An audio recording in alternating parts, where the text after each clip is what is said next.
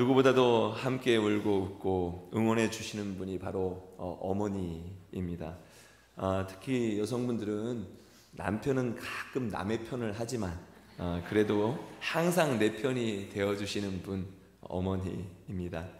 하나님은 하나님의 사랑을 보여주시기 위해서 어머니를 우리에게 주셨습니다. 우리 어머니에게서 나오지 않은 사람은 아무도 없습니다. 어머니께 효도하고 또 전화하고 식사하고 함께 할 수 있는 그런 시간이 오늘 이렇게 그런 날이 되었으면 좋겠습니다. 제가 다음 주면은 안식월 프로그램으로 한국을 방문하게 됩니다. 어머니께 이렇게 전화가 왔어요. 전화를 먼저 잘 안 하시는데 전화가 왔어요. 그리고 또 5월 8일 어버이날을 맞아서 제가 또 전화를 드렸습니다. 근데 똑같이 하시는 말씀이 이런 말씀입니다. 우리 권사님들도 이런 마음 갖고 있지 않으신가 모르겠는데 이렇게 말씀을 하시더라고요. 이번엔 다른 약속 잡지 말고 엄마 아빠랑 함께 지내자. 나이가 드니까 보고 싶네. 이런 말씀 잘 안 하시고 그냥 교회 열심히 섬기고 열심히 기도해라 라고 말씀하시지 이렇게 안 하시는데 나이가 드니까 보고 싶다고 이렇게 말씀하시더라고요. 그리고 텃밭에 할 일도 많다 이렇게 말씀을 또 하시더라고요. 네. 자식은 나이가 들어도 이게 부모의 마음인가 봅니다. 모든 어머니들 건강하시고요. 오늘 아침에는 또 미국 모친 존 어머니께 텍스트를 보냈습니다. 그때 답이 왔어요. 답이 왔는데 이렇게 왔습니다. We are all blessed. 우리 모두는 복을 받았다. God had a plan. 하나님께서 정말 계획이 있으셨던 것 같다. 이렇게 왔습니다. 우리가 제가 이제 얼마 전에 어떤 집사님께서 저에게 이렇게 얘기를 하시더라고요. 우리가 이민자로 살면서 부모님과 떨어져 있다 보니까 우리 모두는 다 불효자로 사는 것 같습니다. 뭐 꼭 이민이 아니더라도 우리가 이렇게 이제 직장을 잡고 잡을 갖고 원근각처로 살다 보면 이렇게 멀리 떨어져 있어서 효를 다하지 못하는 그런 상황이 우리 가운데 또 다 있습니다. 지난주에 우리 미주자치위원회에서 뭐 연애의 꽃은 지방의 꽃은 장로 안수식이고 연애의 꽃은 목사 안수식이다라고 이렇게 이야기를 합니다. 목사 안수를 받으신 분 중에 캐나다 여성 목회자 한 분이 계십니다. 영상을 한번 먼저 보시죠.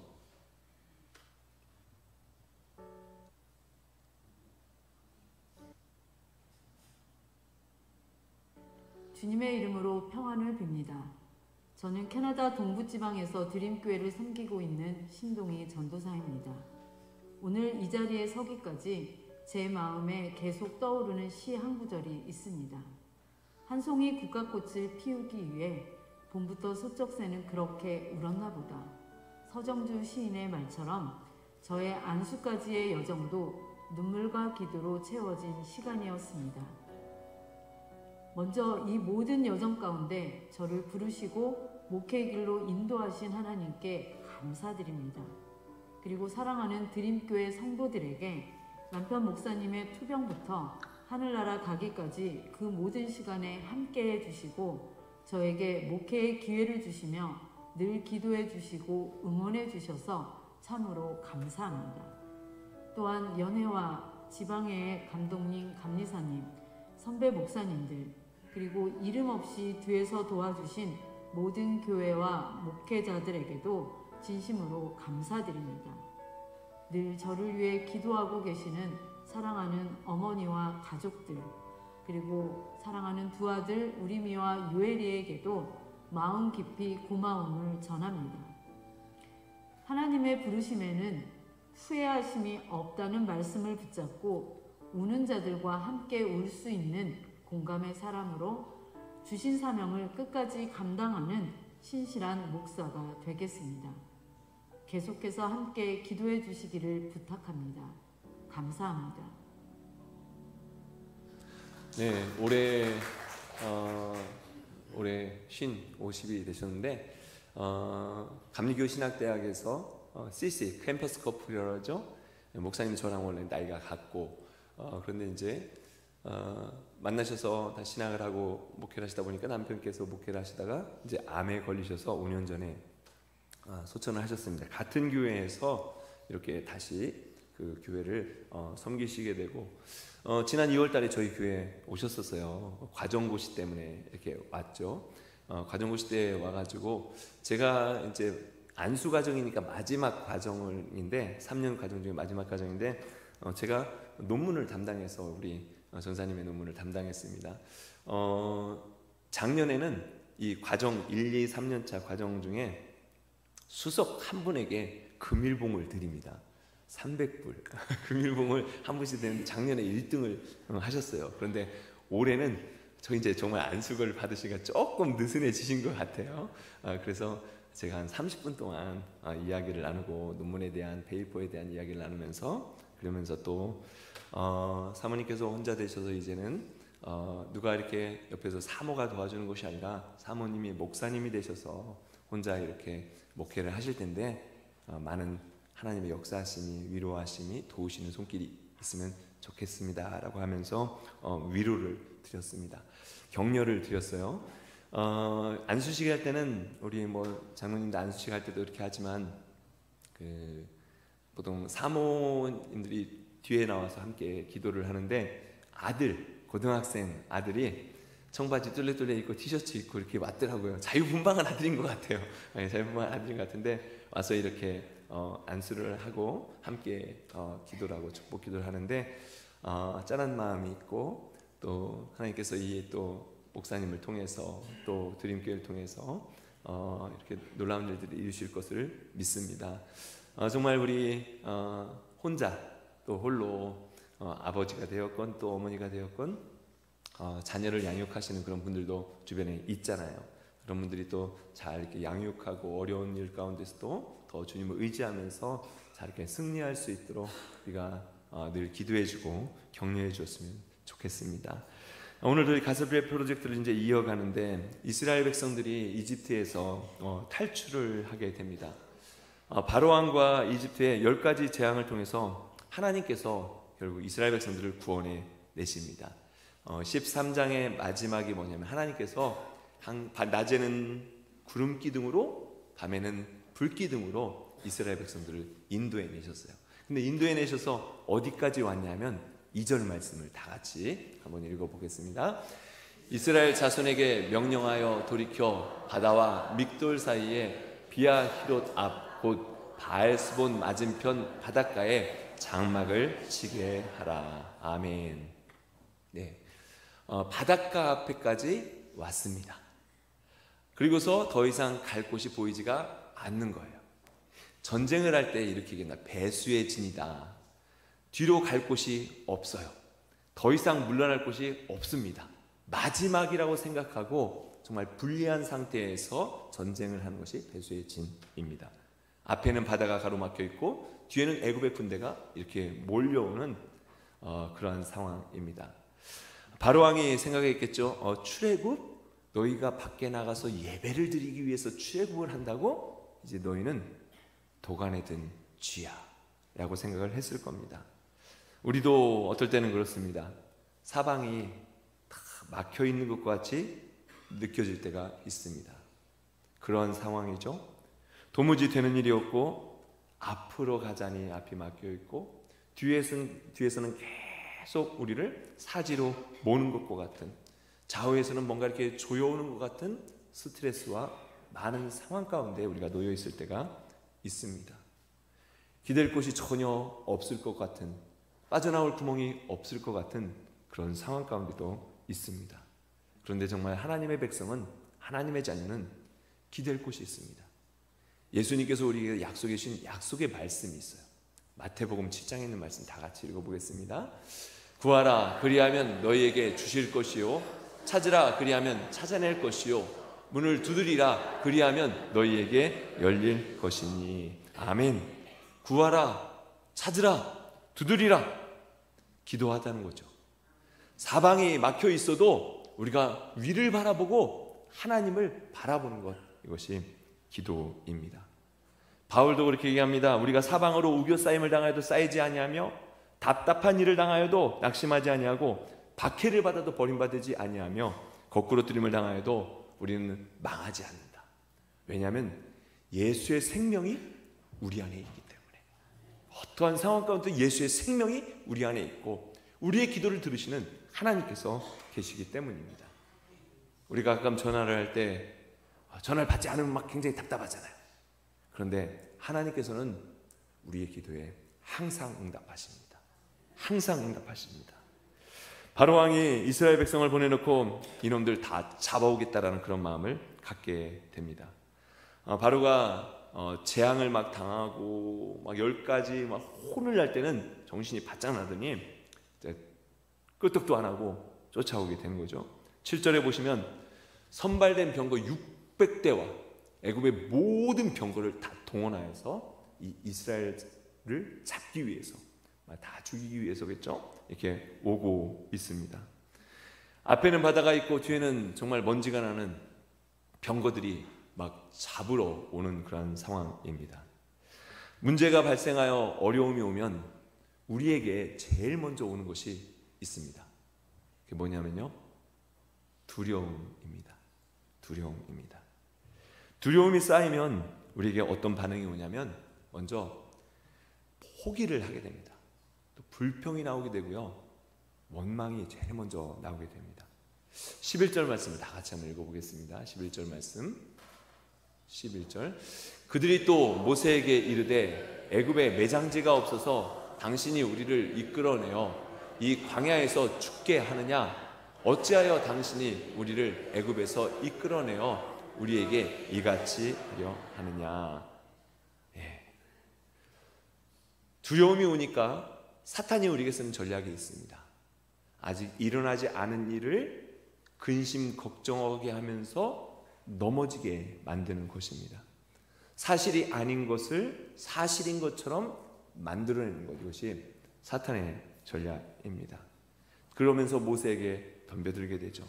또한 12절에 보면 이렇습니다. 우리가 애굽에서 당신에게 이른 말이 이것이 아니냐 이르기를 우리를 내버려두라. 우리가 애굽 사람을 섬길 것이라 하지 아니하더냐. 애굽 사람을 섬기는 것이 광야에서 죽는 것보다 낫겠노라. 두려움이 오고 낙심이 오니까 옛날 그때 시절을 그리워하면서 아이고 그때가 더 낫는데, 이런 마음을 갖는 겁니다. 우리 부모님께도 또 어머님께도 그렇게 표현하죠. 가슴에 못 박을 말이라 이렇게 표현을 합니다. 왜 저를 낳으셨어요? 왜 저를 낳으셨어요? 이게 바로 그런 표현입니다. 왜 우리를 이곳에 불러오셨어요? 이스라엘 백성들은 애굽에서 나올 때 10가지 재앙을 보았습니다. 하나님의 기적을 보았어요. 하나님의 역사하심을 보았습니다. 보았음에도 불구하고 어려움이 오면 우리에게 두려움이 오고, 이 두려움으로 말미암아 원망과 불평이 우리에게 나는 것이 이스라엘 사람만 그렇게 했습니까? 우리도 마찬가지입니다. 그러나 하나님께서 이스라엘 백성들을 출애굽시킨 목적이 무엇입니까? 목적은 분명해요. 내가 내 백성을 인도하여 가나안 땅에서 하나님을 예배하는 민족으로 삼겠다는 겁니다. 하나님께서 이스라엘 백성들을 부르신 부르심의 목적이 있어요. 우리를 부르신 부르심의 목적이 있습니다. 그런데 어려움이 오면 이 목적을 잃어버리는 거예요. 예배에는 관심 다 없습니다. 그래도 전에는 먹고 살지 않았는가? 어려움과 노역이 있었어도 목숨은 붙이고 있지 않았는가? 그런 마음을 갖게 됩니다. 이때 모세가 뭐라고 합니까? 예수님께서 부활하신 다음에 하신 첫 번째 말씀도 마찬가지입니다. 두려워하지 말라. 두려워하지 말라. 성경에 두려워하지 말라는 단어가 많이 나옵니다. 이사야에게 오늘 예배를 시작하면서 읽었던 43장 1절의 말씀이죠. 너는 두려워하지 말라. 내가 너를 구속하였고 내가 너를 지명하여 불렀나니 You are mine. 너는 내 것이라. 너는 내 것이라. 너는 두려워하지 말아라. 아브라함에게도 하나님께서 아브라함아 두려워하지 말라. 나는 내 방패요 너의 지극히 큰 상급이니라. 하나님도 아브라함 편에 서시고 끝까지 약속하신 말씀을 이루어 가시는 두려워하지 말아라 하나님이십니다. 나중에 이제 출애굽을 하면서 여호수아도 마찬가지입니다. 모세는 그래도 애굽의 학문도 배웠어요. 학문만 배웠겠습니까? 막 총은 없었죠. 검술도 배우고 창 검술도 막 배웠겠죠. 예? 검술도 배우면서 뭔가 했을 겁니다. 근데 여호수아는 어떻습니까? 여호수아는 노예의 자녀로 태어났죠. 아무것도 배운 것이 없습니다. 두려움이 얼마나 많이 있겠습니까? 그런데 여호수아 1장에 보면 하나님께서 처음으로 주시는 말씀이 이렇습니다. 두려워하지 말라, 놀라지 말라, 강하고 담대하라. 내가 너와 함께 하겠다. 하나님께서 우리에게 사명을 주실 때는, 하나님께서 우리를 부르실 때는 내가 할 수 있는 것만 부르신 것이 아닙니다. 내가 할 수 없지만 내게 능력 주시는 자 안에서 내가 모든 것을 할 수 있느니라. 이 믿음의 고백이 저와 여러분의 두려움을 떨쳐내시길 주님을 간절히 축원드립니다. 두려워하지 말라, 내가 너와 함께 하겠다. 이게 아버지의 마음 아니겠습니까? 사실 부모님의 마음 아니겠습니까? 아이가 이렇게 자라는 거, 성장하는 걸 보면서 정말 할 수 없지만 할 수 있도록 길을 열어주고자 하는 그러한 마음. 하나님 아버지도 똑같은 마음을 우리에게 가지고 계십니다. 자, 그러면 우리가 어떻게 해야 할까요? 자, 중요한 말씀이 13절, 14절입니다. 13절 말씀 다 같이 읽겠습니다. 모세가 백성에게 이르되 너희는 두려워하지 말고 가만히 있어서 여호와께서 오늘 너희를 위하여 행하시는 구원을 보라. 너희가 오늘 본 애굽 사람을 영원히 다시 보지 아니하리라. 아멘. 너희는 오늘 말씀의 제목처럼 가만히 있으라 하는 겁니다. 왜 가만히 있으라 하셨을까? 가만히 있으라는 얘기가 무슨 뜻일까? 하나님을 신뢰하라. 하나님을 믿으라. 다 같이 해보세요. 하나님을 신뢰하자. 하나님을 믿자. 네, 그렇습니다. 우리가 우리 자신을 생각해 보면, 또 이 이스라엘의 상황을 생각해 보면 뭐냐면요, 이스라엘이 닥친 이 문제보다, 우리가 가지고 있는 모든 문제보다 하나님은 더 크신 분이십니다. 아멘입니까? 이것을 믿는 믿음이 있어요. 하나님은 나보다 훨씬 더 크신 분이다. 하나님은 이 문제보다 훨씬 더 크신 분이시다. 히브리서 11장에 이렇게 말씀하고 있습니다. 믿음으로 홍해를 육지같이 건넜으며 그러나 애굽 사람들은 하나님을 시험하다가 다 빠져 죽었느니라. 우리에게 가만히 있으라 라고 할 때 우리는 하나님을 생각해야 합니다. 하나님을 묵상해야 됩니다. 아, 하나님이 이 문제보다 크신 하나님이시구나. 하나님을 믿자. 하나님을 신뢰하자. 또 가만히 있으란 말은 무슨 뜻입니까? 그냥 가만히 있는 것이 아니라 바로 기도하라는 말씀입니다. 다 같이 해보자. 기도하자. 옆에 사람에게 기도합시다. 기도하세요. 네, 기도하세요. 네. 가만히 있으란 말은 기도하라는 말씀입니다. 빌립보서 4장 6절 7절 말씀 다 같이 읽겠습니다. 아무것도 염려하지 말고 다만 모든 일에 기도와 간구로 너희 구할 것을 감사함으로 하나님께 아뢰라. 그리하면 모든 지각에 뛰어난 하나님의 평강이 그리스도 예수 안에서 너희 마음과 생각을 지키시리라. 아멘. 정말 아무것도 염려하지 말라는 거예요. 지금 염려가 되는데 염려가 어떻게 안 되겠습니까? 근데 하나님은 염려하지 말라는 거예요. 모든 일에 기도와 간구로 하나님께 감사하라는 겁니다. 원망이 아니라 감사하면 하나님께서는 역사하십니다. 고난이 항상 몰려오는 것이 우리의 삶입니다. 어려움이 있는 것이 우리의 삶입니다. 어느 때는 정말 골리앗과 같은, 와, 나는 정말 작은데 엄청나게 크네. 홍해, 와, 절망인데. 뒤에서는 뭔가 계속 푸시하는 것 같은 애굽의 군대와 같은 때 우리는 기도해야 합니다. 성 어거스틴이 이렇게 이야기를 했습니다. 모든 것이 하나님께 달려있는 것처럼 기도하라. 모든 것이 자신에게 달려있는 것처럼 또한 일하라. 다 같이 한번 읽어보겠습니다. 모든 것이 하나님께 달려있는 것처럼 기도하라. 모든 것이 자신에게 달려있는 것처럼 일하라. 아멘. 모든 것이 하나님께 달려있습니다. 하나님, 이 모든 문제가 주님께 달려있습니다 라고 있는 것처럼 기도하라는 거예요. 우리 믿음의 어머니들 어떻습니까? 믿음의 어머니들 정말 자녀들에게 문제가 생기면 정말 눈물로 기도하고 모든 것을 하나님께 맡기면서 기도하지 않습니까? 모든 것이 하나님께 달려있는 것처럼 기도하라. 그리고 기도한 후에 하나님께서 우리에게 원하시는 것을 행하는 것. 마틴 루터는 어려움을 당하였을 때, 답답한 일을 당하였을 때 이렇게 했습니다. 찬송을 불렀어요.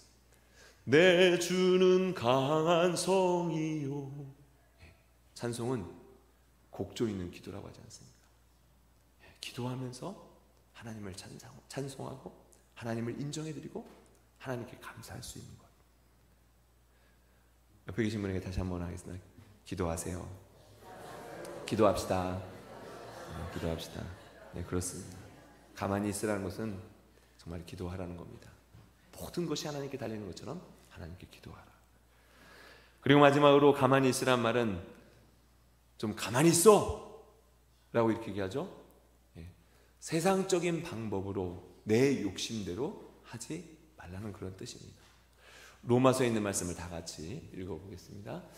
육신을 따르는 자는 육신의 일을, 영을 따르는 자는 영의 일을 생각하나니 육신의 생각은 사망이요 영의 생각은 생명과 평안이니라. 아멘. 아브라함의 조카 롯을 보면은 조금 넉넉할 때에 삼촌과 잘 이렇게 좀 이게 뭔가 잘 맞지 않는 게 생긴 거예요. 그러니까 어떻게 했습니까? 눈에 확 보이는 소돔과 고모라를 향해서 가게 됩니다. 눈에 들어온다고 해서 그것이 다 즐겁고 편하고 우리의 것을 인도해 주는 그런 것이 아닙니다. 롯은 나중에 소돔이 멸망하는 날에 사랑하는 아내를 잃게 됩니다. 육신의 일을 쫓게 되면 이렇게 된다는 것을 보여줍니다. 우리 주변에 여러분에게는 어떤 사람들이 있습니까? 어떤 일이 발생했을 때 이런 분들이 있으면 좋겠습니다. 함께 기도합시다. 함께 기도합시다. 기도 먼저. 내 생각대로 먼저 행동을 하는 것이 아니라 기도 먼저 하는 사람이 주변에 그런 멘토들이 있으면 좋겠습니다. 위기를 만날 때 가만히 있으라는 것은 아이디어를 내서 먼저 뭔가를 해결해 나가려고 하는 그 방법보다 하나님이 하시는 일을 기대하는 것입니다. 14절 말씀 다 같이 읽겠습니다. 14절입니다. 여호와께서 너희를 위하여 싸우시리니 너희는 가만히 있을지니라. 아멘. 다시 한번 말씀하십니다. 너희는 가만히 있어라. 하나님께서 해결하신 것을 너희는 보게 될 것이다. 뒤에서 쫓아오는 애국 군대가 있음에도 불구하고 어떻게 됩니까? 하나님께서 정말 홍해를 가르셨습니다. 아멘? 믿으십니까? 믿어지지 않는 어떤 신학자가 이렇게 얘기를 했어요. 홍해가 레드시잖아요. 근데 성경을 쓰다 보니까 이게 단어를 잘못 써서 RED라고 썼어야 되는데 RED라고 썼다. RED는 뭡니까? 갈대. 갈대가 많이 있어서 갈대 바다 같은 그런 바다를 건너게 하셔서 충분히 건널 수가 있는 것이지 그것이 바다를 건넌 것이 아니다. 그런데요, 갈대 바다를 건너는 건 더 기적이에요. 왜냐하면 이스라엘 백성들이 갈대 바다를 건넜는데 애국 군대는 갈대 바다에서 다 죽었어요. 기적 아닙니까? 이스라엘 백성들이 살고 바다를 건너가서 살고 그 물에 함몰되어서 죽은 것도 기적이고, 갈대밭에서 그 갈대밭을 빠져나온 것도 기적이고, 그 갈대밭에서 다 죽은 건 더 큰 기적입니다. 하나님께서는 홍해바다를 가르셨습니다. 죽게 능치 못함이 없습니다. 오늘 우리가 불렀던 찬양처럼 전능하신 나의 주 하나님은 능치 못할 일이 없으십니다. 우리가 생각하는 것, 우리가 먼저 앞서가지고 하는 것보다 하나님이 우리에게 더 원하시는 것은 너희는 가만히 있어라. 하나님께서 행하실 일, 우리가 먼저 이렇게 하는 것이 아니라 하나님께서 행하실 일을 기대하면서 행할 수 있는 주님을 경험하는 저와 여러분 되시길 간절히 축원드립니다. 시편 46편 10절 말씀에 보면 이르시기를 너희는 가만히 있어 내가 하나님됨을 알지어다. 두려움이 올 때, 어려움이 올 때 너희는 가만히 있으라. 하나님은 광야의 길을, 사막의 강을 내시는 분이십니다. 이사야 43장에 있는 말씀이죠. 하나님은 정말 찬양받기에 합당하신 분이에요. 우리를 구원하시고 우리를 인도하시고 어느 때는 길을 내시고 또 어느 때는 생명수를 공급하시는 하나님의 놀라운 은혜의 역사는 우리의 삶 가운데서 계속 일어나는 줄 믿습니다. 출애굽의 여정이 바로 구원의 여정입니다. 이스라엘 백성들을 애굽에서 구원하셔서 홍해를 건너게 하시고 가나안 땅에 들어가게 하십니다. 이것이 우리에게 구원의 여정입니다. 우리를 세상에서 구원하셔서 홍해를 이스라엘 백성들이 건넌 것처럼 세례를 받고 하나님의 자녀로서 광야의 길을 살아갈 때에 가나안을 향해서 나아가는 구원의 여정입니다. 바울은 그래서 이것을 이렇게 표현하고 있습니다. 고린도전서에 있는 말씀 다 같이 읽겠습니다. 모세에게 속하여 다 구름과 바다에서 세례를 받고 아멘. 세상의 죄악 가운데서 이 홍해를 건넜을 때 하나님께서는 이 이스라엘 백성들이 세례를 받았다라고 표현하고 있습니다. 우리가 세례를 받은 것과 같습니다. 우리가 세례를 받아서 하나님의 백성이 되고 그 죄악을 끊어내시는 하나님의 방법, 또 우리가 구원받은 것은 사실 이스라엘 백성들이 구원받은 것이 모세의 능력입니까? 그렇지 않습니다. 하나님께서 하신 일입니다. 우리가 지금 이 자리에 있는 것이 우리의 능력입니까? 돌아보면 다 하나님의 은혜입니다. 하나님의 은혜입니다. 네, 그렇습니다. 홍해를 가르시고 구름 기둥으로 불 기둥으로 만나와 외출하기로 우리를 이끌어 주시는 하나님의 은혜가 저와 여러분 가운데, 특별히 어려움을 당한 우리 가정 가운데 홍해를 가르시는 주님의 역사하심이 있는 귀한 가정들 되시기를 주님 간절히 축원드립니다.